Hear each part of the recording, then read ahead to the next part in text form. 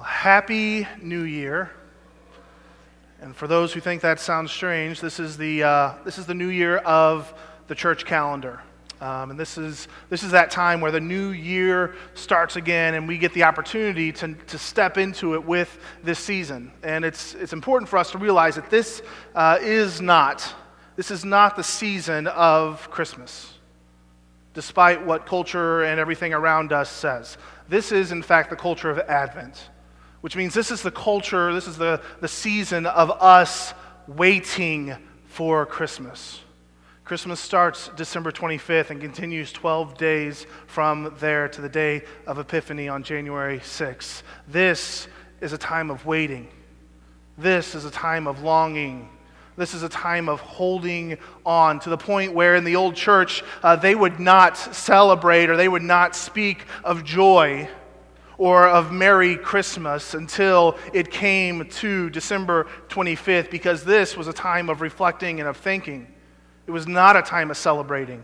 This was a time of waiting for God and waiting for things to move. And so we step into this season this year, and we continue on with the stories that we've been sharing through Genesis, and we finally have worked through Genesis, and now we're in the book of Exodus, and we get a start. And so as we do that, I want to talk about a few things. I want to talk about sound, and I want to talk about time. Now, sound is a unique thing. If we were to sit here for just a few moments and just listen,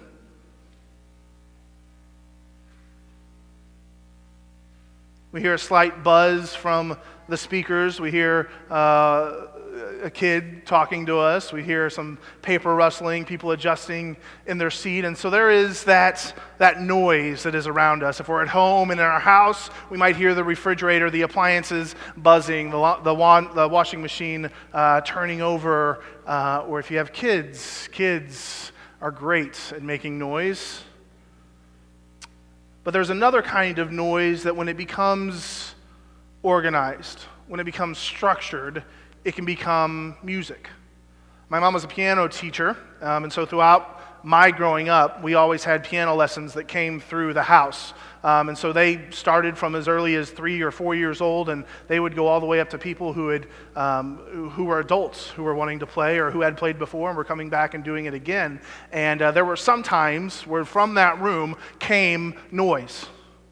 And then there were other times where from her studio there came what we call music, where the noise of the sounds and of the tones were put together in a time and in a range and in an effort that they made something that was worthwhile, that was something worth listening to. The same was the case for our story of the Essential 100. We've just completed Genesis, and Joseph and his family have just moved down to Egypt. And they're there for 400 years. And in 400 years, the Pharaoh forgets who Joseph and his family were and the prestige and the honor that they once held. And these people, they were called the Hebrews, or in the Jewish language, there's another word called Hapiru, and it means people of no land, people that are wanderers, people that are nomads, people that don't have a place. And so this Hebrew people begin to grow. And the Egyptians began to fear them. And so they decided to make them their slaves. And they put them in the work and the duty of building their kingdom. And so they would build bricks, and they would build the temples, and they would build the temples at Ramses and some other locations that were in the area. And for years they did this. And they became oppressed people as the Egyptians tried to keep them from growing out of control to where they could have this uprising. And so it was this full routine of having forgotten this place of position and power, and now they were at this place where they cried out to God, God, save us. God, deliver us from this place. And for 400 years, God was silent. There was no noise. There was no sound. God was still. And then he gives them a leader in the name of Moses. And his story begins in Exodus where he is born and the people are being oppressed, and the Pharaoh sets out this decree to kill all the children, all the boys who are under a certain age. And Moses' mother hides him away. And then when she feels the pressure going on, she sends him down the river in a papyrus basket, which as I looked at that and kind of studied that a little bit on week, doesn't seem very seaworthy, okay? Not the best choice maybe to sending the kid down the river. But he gets caught up in the reeds there, and his story begins in this sound of silence. But there's another sound that's going on. It's that sound of the whip cracking and the toil of each day, which is make a brick, brick, brick, brick, brick, brick. And Moses is going to, at some point, lead these people out of this. And as he does that, God will then establish a new rhythm for them, because in the Ten Commandments, God will give them this call. He will say, and you will take one day, and you will call it the Sabbath, and on that day you will rest. So what the pattern that became brick, brick, brick, brick, brick, it would now be brick, brick, brick, brick, brick, rest. Stop.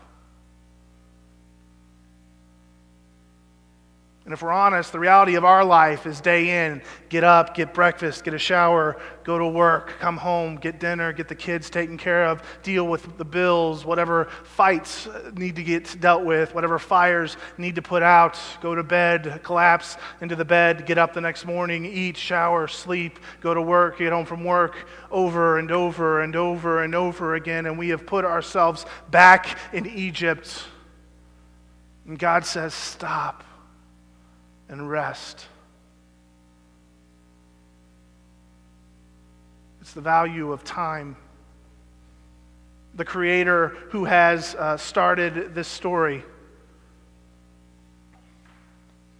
who has created order and created patterns, says life should have a pattern, life should have a rhythm. It fits together. It can make a beautiful ensemble if you'll let it. And so we come into this Advent season with this intention of saying we are gonna rest. Because the culture out there, the Egypt that is out there, is going to say, buy, consume, give, buy, consume, give, buy, consume, give. And in the history of Advent and the church, it should be stop. And in the words of the prophet, prepare the way of the Lord.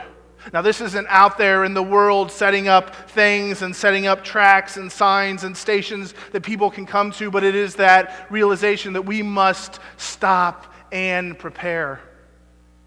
And the preparation that we need is the same preparation that the Egyptians needed in Egypt, where they recognized the silence and they cried out for a deliverer. 400 years they waited. The prophets began to talk and speak much later on, after 2 temples had been built and the nation of Jerusalem had been destroyed, and they were exiled and sent out all through the areas of the land. And the prophets would go into exile and they would say, God will send a redeemer. And we're going to hear later about that prophecy that comes through Isaiah. And Isaiah gives his prophecy, and then it happens again where the silence settles in. And from the time of the prophets until the birth of Jesus, there is 700 years where God does not speak to his people. Are you waiting? Are you in Advent, where you get to that place where you realize, I need God? That my life is broken, that it is a mess, that it is in shambles. Maybe you're coming in and things are kind of working right now. Maybe there's a rhythm right now to life. Things at home are good, things at work are good. And maybe you're at that place, and no doubt the Spirit certainly moves that way. And unfortunately, the church, sometimes we often only talk about the good things of life and the blessings of life and the fortunes of life and the good things that God does for us. But if we got real, We talk about how bad things really are, how rough things are, how my marriage is stressed, how my workload is too much, how my family is fighting, how I don't get along with my neighbors, how we don't have money to pay the bills, how sickness has crept in, and things are out of control. Because when we read the Psalms are not just all about God's praise. In fact, over 50% of the Psalms are laments about how difficult and frustrating life is, and how there is a void of God in our life and in our presence, and how it seems that He has grown silent in our dealing with Him. So what do we do with a faith that says that? That a faith that says, look, things get ugly, things are going to be nasty. Well, what do we do with that? We acknowledge it. Julian of Norwich, one of the faithful monastic saints in the church, when she went off into seclusion to pray, she started with this prayer and she said, God, I don't even know if I love you. God, I don't even know if I want to love you. And so her prayer was this: God, I pray that I would want to love you. That is the motivation behind Advent. That we take the noise of brick, brick, brick, brick, brick, brick, brick. That we acknowledge that we have been led out of that pattern and been given a promise that we can live in a place of work and brick and eat and sleep and fight and pay bills and go to the doctor, and then we can rest in God, in His creation, and then start again. Brick, work, eat, sleep, pray, love, rest. God is in the groove. As the Spirit moves through the hardships of life, the Spirit also moves through the blessings and the ease and the things that seem to work. And it doesn't matter where you're at, God is in the still smallness of life, good or bad, blessing or misfortune, whatever the case may be, God is present there, and He's saying, you have to take the time to rest if you want to see it. You don't have to take the time. You're free to go about and just grind and grind and grind and grind. And you may catch a glimmer or a piece of me along the way as you make that journey. But when you stop and rest, then you'll see me. Then you will know that I am in God. The Advent season is 4 weeks of us in that. We use that as a symbol of candles, saying that we are, in essence, this candle. And I cannot light myself. I cannot keep my fire going. I cannot do this thing on my own. I need the power of God to light from within me. And so we use these candles to remind us as we go through the Advent season that this is not a self-help process. This is not a self-improvement season where we get to work on making ourselves better. No, this is the stripping away, the drawing it out, the getting all the clutter and the noise and the everything else, get it to a place where it can be still. And then in that vacuum of stillness, the rhythm of God can come flowing into our lives. My challenge for you is to find the story of God in this Advent season. By taking that journey with Moses and the Egyptians as they spend that time in Egypt, not only trying to get out of Egypt, but trying to get Egypt out of them. That as you go through Advent season, that you would take this consumer-driven and this gift-ready and buy and give culture that we are in of this Christmas season, and open your eyes to those that are in need.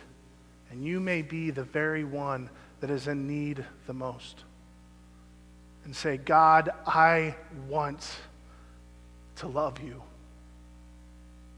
May I receive that from you this Christmas. One of the ancient practices of the church was that you would not speak of things as you were waiting in anticipation. And so we've done this before at the church, but I would encourage you that as you go through these next 4 weeks, that you would not speak a glad tiding of Merry Christmas to anyone. In fact, I give you permission to say Happy Holidays, because Christmas doesn't start until December 25th. And we are in the season of Advent. And so don't taint it. Let Christmas be holy. Push it off to the 25th and let it wait there. And on the 24th, we will have our Christmas Eve service where we will bring in the Christ child. And we will recognize the hope that we have been waiting for 700 years of silence, for 4 weeks of silence. Now the Christ child is here, and there is a new hope that hopefully we can experience the God who is called Emmanuel, God with us. But keep it put away.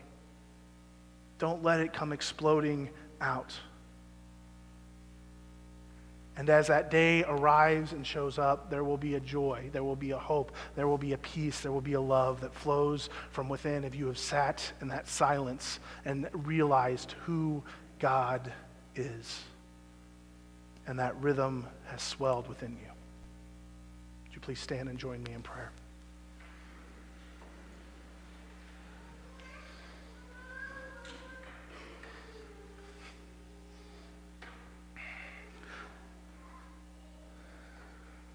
We hate the silence, God. We hate the stillness. We hate the stopping. We hate the undoing of our routines and our patterns.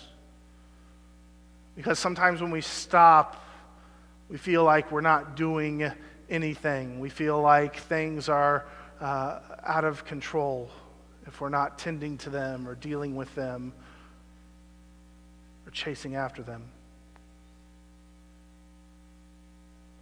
God, let us know that that's okay.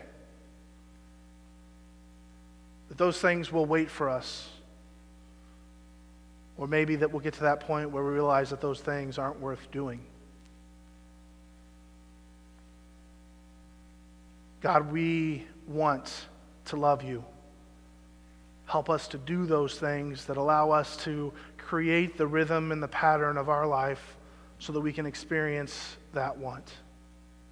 Help us drive out the noise, to drive out the clutter, to drive out the banging and the crashing and the clashing of stuff that we fill our day with. And let us be still and in your presence. Let us find Sabbath in our body and in our mind and in our hearts and in our soul, that as we work through these 4 weeks, something can be born in us that comes from outside of ourselves. And that when that happens, we know that that comes from you and from your Spirit. That is our prayer. Amen.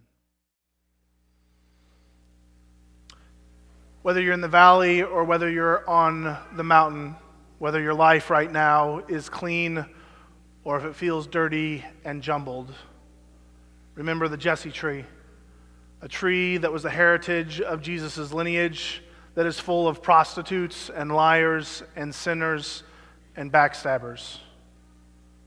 May you go into your week with the blessing of God, finding the stillness and clearing out the noise so that the Spirit may enter in. Go in peace.